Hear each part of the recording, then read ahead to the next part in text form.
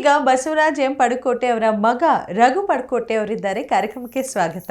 Thank you madam. ಎಷ್ಟು ಹೆಮ್ಮೆ ಅನ್ಸುತ್ತೆ ತಮಗೆ ತಮ್ಮ ತಂದೆ ಬಗ್ಗೆ? ಖುಷಿ ಆಗುತ್ತೆ ಮೇಡಮ್.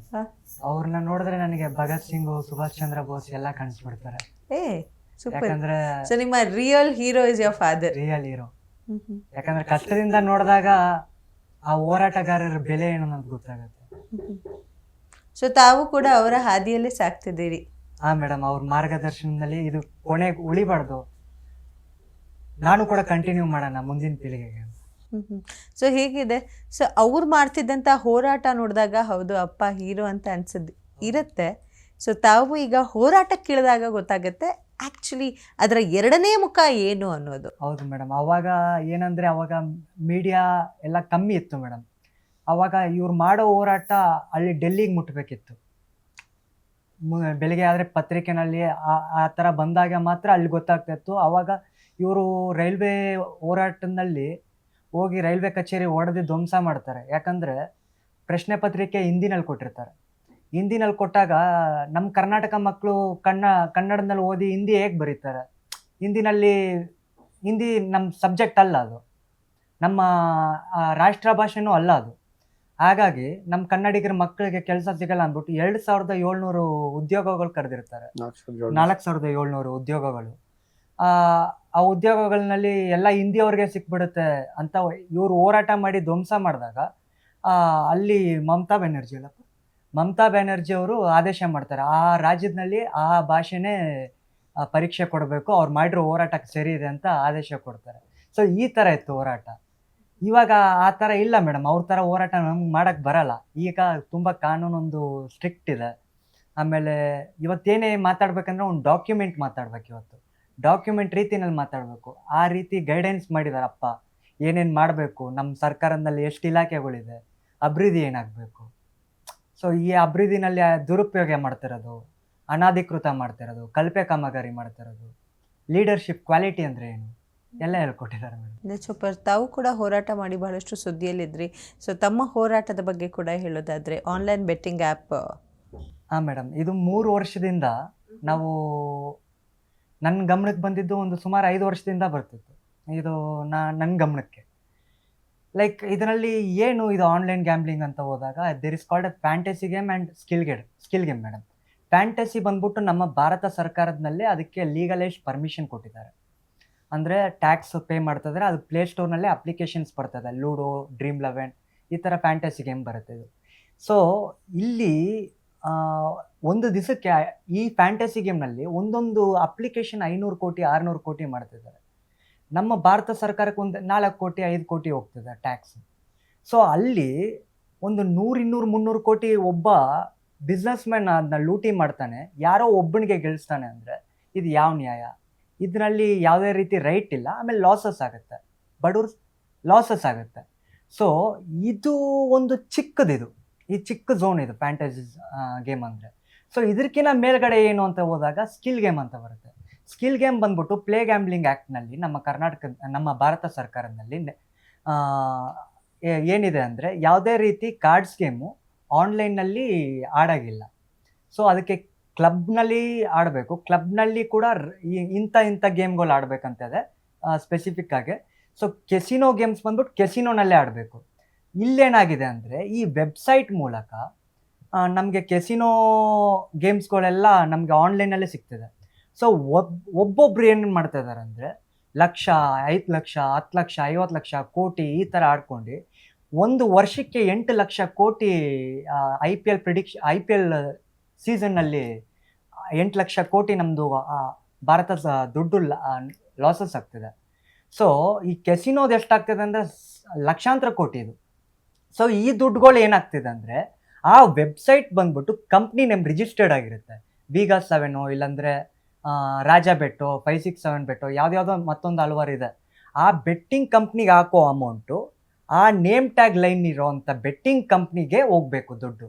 ಬಟ್ ನಾನಿಲ್ಲಿ ಅದನ್ನ ಪರಿಶೀಲನೆ ಮಾಡಿದಾಗ ಆ ದುಡ್ಡುಗಳು ಏನಾಗ್ತಿದೆ ಅಂದರೆ ಬೇರೆ ವೆಬ್ಸೈಟ್ಸ್ನಲ್ಲಿ ಬೇರೆ ಕರೆಂಟ್ ಅಕೌಂಟ್, ಬಿಸ್ನೆಸ್ ಅಕೌಂಟ್ಗಳಿಗೆ ಹೋಗ್ತದೆ. ಅದೆಲ್ಲ ಫೇಕ್ ಅಕೌಂಟ್ಸ್. ಆ ದುಡ್ಡು ಏನಾಗ್ತಿದೆ ಅಂದರೆ ಆ ದುಡ್ಡಿಂದ ಮನಿ ಲಾಂಡ್ರಿಂಗ್ ಆಗಿ ನಮ್ಮ ಭಾರತದ ದುಡ್ಡು ಬೇರೆ ಕಂಟ್ರಿಗೆ ಹೋಗ್ತಿದೆ. ಸೊ ಇಲ್ಲಿ 8 ಲಕ್ಷ 2014ನಲ್ಲಿ 51 ಲಕ್ಷ ಕೋಟಿ ಸಾಲ ಮಾಡಿದ್ರು ನಮ್ಮ ಭಾರತ ಸರ್. ಇವತ್ತು 200 ಲಕ್ಷ ಕೋಟಿ ಸಾಲ ಇದೆ, ಇನ್ನೂ ಹೆಚ್ಚಿದೆ. ಹೀಗೆ ಆಗ್ತಿದ್ರೆ ನಮ್ಮ ಆರ್ಥಿಕ ಪರಿಸ್ಥಿತಿ ಬೀಳುತ್ತೆ, ಮನೆ ಮಠ ಮಾರ್ಕೊಂತೀವಿ, ಲಾಸಸ್ ಆಗ್ತದೆ, ಡೆತ್ ಆಗ್ತದೆ. ನಮ್ಮ ರಾಜ್ಯದಲ್ಲಿ ನಮ್ಮ ಮಕ್ಕಳು ಆಫೀಸರ್ಸ್ ಆಗಬೇಕು, ಪೊಲಿಟಿಕಲ್ ಪರ್ಸನ್ಸ್ ಆಗಬೇಕು, ಬಿಸ್ನೆಸ್ ಮ್ಯಾನ್ ಆಗಬೇಕಾಗಿರೋ ವ್ಯಕ್ತಿಗಳು ಸೂಸೈಡ್ ಆಗ್ತಿದ್ದಾರೆ. ನಾಳೆ ದಿವಸ ನಾಯಕರಾಗಬೇಕಾಗಿರೋ ವ್ಯಕ್ತಿಗಳು ಸೂಸೈಡ್ಗೆ ಶರಣಾಗ್ತಿದ್ದಾರೆ. ಸೊ ಈ ಥರ ಆಗ್ತಾ ಬಂತಂದರೆ ನಮ್ಮನ್ನ ಭೂಮಿ ಕಳ್ಕೊಂಡು ನಮ್ಮ ದುಡ್ಡು ಆರ್ಥಿಕ ಪರಿಸ್ಥಿತಿ ಕರ್ಕೊಂಡ್ರೆ ನಾಳೆ ಹಿಂದಿನ ದಿವಸ ಇಸ್ರೇಲ್ನಲ್ಲಿ ವಾರ್ ಹೇಗಾಯಿತು ಮತ್ತು ಇನ್ನೊಂದು ಹಲವಾರು ಕಂಟ್ರಿನಲ್ಲಿ ಹೇಗೆ ವಾರ್ ಆಗುತ್ತೆ, ಅದೇ ರೀತಿ ನಮ್ಮ ಭಾರತಕ್ಕೂ ಆಗ್ಬೋದೇನೋ ಅಂತ ನನ್ನ ಅನಿಸಿಕೆ. ಇದ್ರ ಬಗ್ಗೆ SITನೋ EDನೋ CBIಯೋ ಇಲ್ಲ ರಾ ಡಿಪಾರ್ಟ್ಮೆಂಟು ಇಂಡಿಯನ್ ಗೌರ್ಮೆಂಟು ತನಿಖೆ ಮಾಡಿದಾಗ ಇದು ಕಂಪ್ಲೀಟ್ಲಿ ಮಟ್ಟ ಆಗುತ್ತೆ ಅಂತ ನಮ್ಮ ಹೋರಾಟ. That's wonderful. ಸೊ ಹೋರಾಟಗಾರರ ಬ್ಲಡ್ಡೇ, ಸೊ ಅದು ಬೈ ಬ್ಲಡ್ಡೇ ಬಂದಿದೆ ಅಂತ ಹೇಳ್ತೀರಿ. ಸೊ ಅಪ್ಪನ ಹೋರಾಟಗಳನ್ನು ನೋಡ್ತಾ ಬಂದಿದ್ದೀರಿ. ಅಪ್ಪ ಆ ಒಂದು ಕಷ್ಟ ಸುಖ ಅದು ಎಲ್ಲನೂ ಕೂಡ ಅನುಭವಿಸ್ತಾ ಬಂದಿದ್ದೀರಿ. ಸೊ ಸಣ್ಣ ವಯಸ್ಸಲ್ಲಿ ನಿಮಗೆ ಪ್ರಶ್ನೆಗಳು ಕಾಡ್ತಿರ್ಲಿಲ್ವಾ? ಯಾಕೆ ನಿಮ್ಮ ಅಪ್ಪನ ಕರ್ಕೊಂಡು ಹೋಗ್ತಾರೆ ಪೊಲೀಸ್ ಬಂದು ಅಂತ ನಿಮ್ಮ ಸ್ನೇಹಿತರು ಕೇಳಿರೋದು ಅಥವಾ ನಿಮ್ಮ ಸಂಬಂಧಿಕರು ಕೇಳಿರೋದು, ಅದು ಹೇಗೆ ಫೇಸ್ ಮಾಡ್ತಿದ್ರಿ? ಅದ್ರ ಬಗ್ಗೆ ಏನಾದರೂ ಹಂಚ್ಕೊಂತ? ಚಿಕ್ಕ ವಯಸ್ಸಲ್ಲಿ ನಮಗೆ ಗೊತ್ತಾಗ್ತಿರಲಿಲ್ಲ. ಈ ಕನ್ನಡ ಬಾವುಟ ಅಂದ್ರೆ ನನ್ಗೆ ಗೊತ್ತಾಗಿದ್ದು ನಮ್ಮ ಅಪ್ಪಯಿಂದ. ನನ್ಗೆ ಗೊತ್ತಾಗಿದ್ದು ಕನ್ನಡ ಬಾವುಟ ಅಂದರೆ ನಮ್ಮ ಅಪ್ಪಯಿಂದ. ಉತ್ತರ ಕರ್ನಾಟಕದಲ್ಲಿ ಹಲವಾರು ಜನಕ್ಕೆ ನಮ್ಮ ಅಪ್ಪನೇ ಫ್ಲ್ಯಾಗ್ ಹಾಸ್ಟಿಂಗ್ ಮಾಡಿ ಕನ್ನಡ ಬಾವುಟ, ಅಲ್ಲಿ ಮೊಬೈಲ್ ಇರಲಿಲ್ಲ, ಅವಾಗೆಲ್ಲ ಡಿಜಿಟಲ್ ಇರಲಿಲ್ಲ, ನೋಡ್ತಿದ್ದೆ. ಒಂದೊಂದು ಗ್ರಾಮಕ್ಕೂ ಹೋಗಿ 12 ಗಂಟೆ 1 ಗಂಟೆಗೆ ಹೋಗಿ ಗ್ರಾಮ ಶಾಖೆ ಉದ್ಘಾಟನೆ ಮಾಡಿದ್ದಾರೆ. ಉತ್ತರ ಕರ್ನಾಟಕದಲ್ಲಿ ಹಿಂದಿನ ಸಂಘಟನೆಯಲ್ಲಿ ಏನಾದರೂ ಕಟ್ಟಿರೋ ವ್ಯಕ್ತಿ ಯಾರಾದರೂ ಇದ್ದರೆ ಅದು ಬಸವರಾಜ್ ಪಡ್ಕೋಟೆ ಅಂತ ಹೇಳ್ಬೋದು. ಈ ರೀತಿ ಕಟ್ತಿದ್ರು. ಆ ಚಿಕ್ಕ ವಯಸ್ಸಿನಲ್ಲಿ ಜೈಲಿಗೆ ಹೋಗೋರು ಬರೋರು. ನಮಗೆ ಊಟಕ್ಕೂ ಪರಿಸ್ಥಿತಿ ಆ ಥರ ಒಂದು ಸಂದರ್ಭ.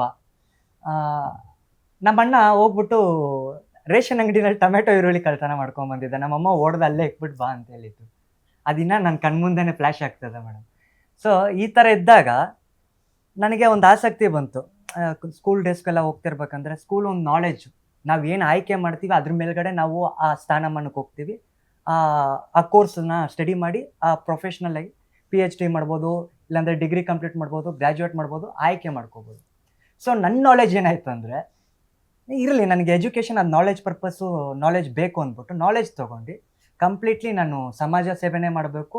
ಸೊ ಸಿಸ್ಟಮ್ನಲ್ಲಿ ಈ ಥರ ಕೆಡ್ತಿದೆಯಲ್ಲ ಅದನ್ನ ರೈಟ್ ಮಾಡಬೇಕು ಅಂದ್ಬಿಟ್ಟು ನಾನು 7th 8th ನಮ್ಮ ಅಪ್ಪ ಅವ್ರು ಹೋರಾಟಕ್ಕೆ ಹೋದರೆ ಅವ್ರ ಹಿಂದೆ ಹೋಗ್ಬಿಡ್ತಿದ್ದೆ. ಯಾವಾಗಾದ್ರೂ ಫ್ರೀ ಟೈಮ್ಸಲ್ಲಿ ನಾರಾಯಣಗೌಡರು ಸಾಹೇಬ್ರಾಗಿರ್ಬೋದು, ಅಪ್ಪ ಆಗಿರ್ಬೋದು, ಎಲ್ಲರೂ ಹೋರಾಟಕ್ಕೆ ಕುತ್ಕೊಂಡಾಗ ಏನು ಮಾಡ್ತಿದ್ದಾರೆ, ಹೇಗೆ ಜಯಕಾರ ಆಗ್ತಿದ್ದಾರೆ, ಏನಕ್ಕೋಸ್ಕರ ಇವರೆಲ್ಲ ಬಂದು ಇಲ್ಲಿ ಕುತ್ಕೊಂಡು ಮಾತಾಡ್ತಿದ್ದಾರೆ, ಇವ್ರ ಕೆಲಸ ಕಾರ್ಯ ಇಲ್ವಾ ಅಂತ ಈ ಥರ ಎಲ್ಲ ಯೋಚನೆ ಬರೋದು. ಈ ಥರ ಎಲ್ಲ ಥಿಂಕ್ ಮಾಡಿ ಇಲ್ಲ ಇದು ಮಾಡ್ತಾ ಇರೋದು ಕರೆಕ್ಟ್. ಆವತ್ತಿಂದನೇ ಅದು ಒಂದು ಬ್ಲಡ್ನಲ್ಲಿ ಅದು ಒಂದು ಹುಮ್ಮಸ್ ಬಂದ್ಬಿಡ್ತು. ಇಲ್ಲ ಅಪ್ಪನಂತಾನೆ ಆಗಬೇಕು, ಇದಕ್ಕೆ ಗೌರವ ಕೊಡ್ತಾರೆ, ಆಫೀಸರ್ಸ್ ಗೌರವ ಕೊಡ್ತಾರೆ, ಕೂರಿಸ್ತಾರೆ ಚೇರ್ ಮೇಲ್ಗಡೆ. ಸರಿಯಾದ ರೀತಿಯಲ್ಲಿ ನಡೆದ್ರೆ, ಸರಿಯಾದ ಮಾರ್ಗದರ್ಶನದಲ್ಲಿ ನಡೆದ್ರೆ ಸೊ ಗೌರವ ಸಿಗುತ್ತೆ. ಹಾಗೆ ಕನ್ನಡ ನೆಲ ನುಡಿ ಜಲ ಎಲ್ಲದಕ್ಕಾಗಿ ಹೋರಾಡುವಂತಹ ಮನಸ್ಥಿತಿ ತಮ್ಮಗಳದು. ಸೊ ಕೊನೆಯದಾಗಿ ಅಪ್ಪನ ಇಷ್ಟು ವರ್ಷದ ಜರ್ನಿಗೆ ಒಂದು ಹ್ಯಾಟ್ಸ್ ಆಫ್ ಹೇಳೋದಾದರೆ ಯಾವ ರೀತಿ ಹೇಳ್ತೀರಿ? ಜನರಿಗೆ ಗೊತ್ತಿದೆ, ಜನರ ಹ್ಯಾಟ್ಸ್ ಆಫ್ ಹೇಳಬೇಕು. ನಾನು ಆಲ್ರೆಡಿ ಹ್ಯಾಟ್ಸ್ ಆಫ್ ಹೇಳಿದ್ದೀನಿ ಅವ್ರಿಗೆ. ಥ್ಯಾಂಕ್ ಯು ಸೋ ಮಚ್ ನಮ್ಮೊಟ್ಟಿಗೆ ಕೂತಿ ಮಾತಾಡಿದ್ದಕ್ಕೆ. ಸೊ ನಿಮ್ಮ ಹೋರಾಟಗಳು ನ್ಯಾಯ ಪರವಾಗಿರಲಿ, ಕನ್ನಡ ಪರವಾಗಿರಲಿ, ಜಲ ನೆಲ ಪರವಾಗಿರಲಿ ಅಂತ ಹೇಳ್ತಾ ಥ್ಯಾಂಕ್ ಯು ನಮ್ಮ ಜೊತೆ ಇಷ್ಟೊಳ್ಳೆ ಥಾಟ್ಸ್ನ ಶೇರ್ ಮಾಡಿದ್ದಕ್ಕೆ. God bless us all. Thank you. ಎಲ್ಲರಿಗೂ ಒಳ್ಳೇದು ಮಾಡಿ. Thank you. ಕನ್ನಡ ಉಳಿಸಿ, ಕನ್ನಡ ಬೆಳೆಸಿ. ಕರ್ನಾಟಕದಲ್ಲಿ ಕನ್ನಡಿಗನೇ ಸಾರ್ವಭೌಮ. ಸೊ ಕನ್ನಡಕ್ಕೆ, ಕರ್ನಾಟಕಕ್ಕೆ ಕಿಂಚಿತ್ತು ಅವಮಾನ ಆಗಬಾರ್ದು. ಸೊ ಕನ್ನಡ ಮಾತಾಡೋನು ಯಾವತ್ತು ಕೊರಗಬಾರ್ದು ಅಂತ ಬಹಳಷ್ಟು ಹೋರಾಟಗಳನ್ನ ಮಾಡ್ತಾ ಬಂದಿರೋ ವಿಶೇಷವಾದಂತಹ ವ್ಯಕ್ತಿ ದಟ್ ಇಸ್ ಬಸವರಾಜ್ ಪಡ್ಕೋಟೆ ಅವರು ಇವತ್ತಿನ ಕಾರ್ಯಕ್ರಮದಲ್ಲಿ ನಮ್ಮ ಜೊತೆ ಭಾಗಿದ್ರು. ಸೊ ಕಾರ್ಯಕ್ರಮ ತಮ್ಮೆಲ್ಲರಿಗೂ ಇಷ್ಟ ಆಯ್ತು ಅಂತ ಭಾವಿಸ್ತಾ ಮತ್ತೆ ನಾನು ಸಿಗ್ತೀನಿ ಮುಂದಿನ ಗೇಮ್ ಚೇಂಜರ್ ಕಾರ್ಯಕ್ರಮದಲ್ಲಿ. ಅಂಟಿಲ್ ದೆನ್ ನೀವು ನೋಡ್ತಾ ಇರಿ ಗ್ಯಾರಂಟಿ ನ್ಯೂಸ್, ಸುದ್ದಿ ಖಚಿತ, ನ್ಯಾಯ ನಿಶ್ಚಿತ.